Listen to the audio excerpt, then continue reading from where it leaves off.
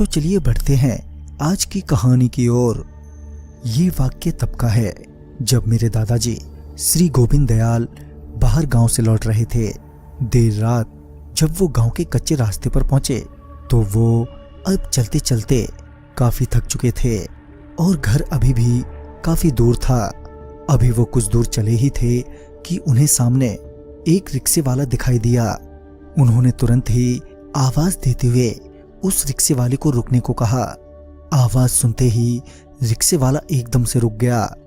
फिर दादाजी ने उस रिक्शे वाले से पूछा, भैया आप किस ओर जा रहे हैं?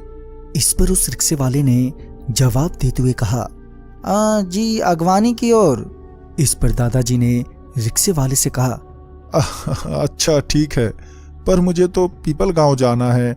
तुम सिर्फ मुझे रास्ते में जो मोड़ के बाद पुल पड़ता है ना, वहां छोड़ देना, फिर मैं वहां से पैदल ही चला जाऊंगा। उस रिक्शे वाले ने ठीक है कहते हुए दादाजी को रिक्शे में बिठा लिया। तकरीबन 5 से 7 मिनट बाद वो रास्ते के उस मोड़ से मुड़ते ही रिक्शे वाले ने अचानक ही रिक्शे की रफ्तार तेज कर दी। इस पर दादाजी ने उस रिक्शे वाले से पूछा भी, क्या बात है, तुमने रफ्तार क्यों बढ़ा दी? मगर इस पर वो रिक्शे वाला दादाजी को जवाब देने के बजाय रह रहकर पीछे की ओर देखे जा रहा था। जब दादाजी ने ये बात नोटिस की तो उन्होंने पीछे की ओर देखा, यह जानने के लिए आखिर ऐसा क्या है पीछे जिसे देखकर रिक्शा वाला इतना घबरा रहा है। जब उन्होंने पीछे देखा तो पाया कि 3 वृद्ध जिन्होंने सफेद लिबास पहना हुआ है वो रुकने के लिए कह रहे हैं। दादाजी ने तुरंत ही उस रिक्शे वाले को रिक्शा रोकने को कहा, मगर वो अभी भी रिक्शा चलाए ही जा रहा था। अब दादाजी को उस रिक्शे वाले पर गुस्सा आने लगा था।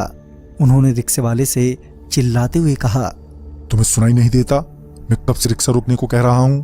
अभी दादाजी उस रिक्शे वाले को फटकार ही रहे थे कि उन्होंने देखा वो अगवानी पहुंच गए हैं और उनका पुल तो कई किलोमीटर पीछे छूट गया है। मगर अभी तो वो मोड़ पर ही थे, तो फिर एकदम से अगवानी कैसे पहुंच गए? अब तक दादाजी को अंदेशा हो गया था कि हो ना हो कुछ तो गड़बड़ है। लिहाजन वो उसी वक्त रिक्शे से कूद गए। दादाजी ने अभी अपने आप को संभाला ही था कि उनकी नजर सामने से आते हुए एक आदमी पर पड़ी जो भयानक लग रहा था।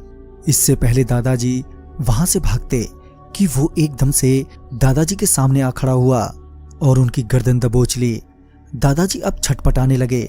दादाजी की सांस अब उखड़ने लगी थी और अब उन्हें लग रहा था कि वो अब नहीं बचेंगे कि तभी उस हैवान ने उनकी गर्दन एकदम से छोड़ दी और चीखता हुआ वहां से भाग गया।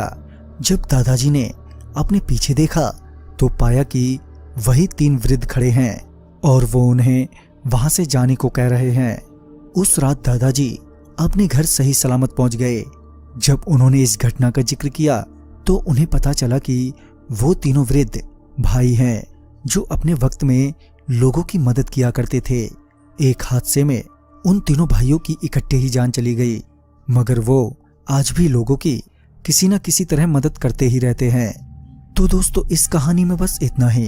अगर आपके पास भी ऐसी कोई कहानी या फिर कोई घटना है तो आप हमारे नेटवर्क 33 के फेसबुक पेज पर जरूर शेयर करें। हम अपने चैनल के माध्यम से आपकी कहानी को लोगों तक जरूर पहुंचाएंगे। तो मैं आपका दोस्त राजकुमार जल्द ही मिलूंगा आप ही की भेजी हुई एक नई कहानी के साथ। तब तक के लिए बाय एंड टेक केयर।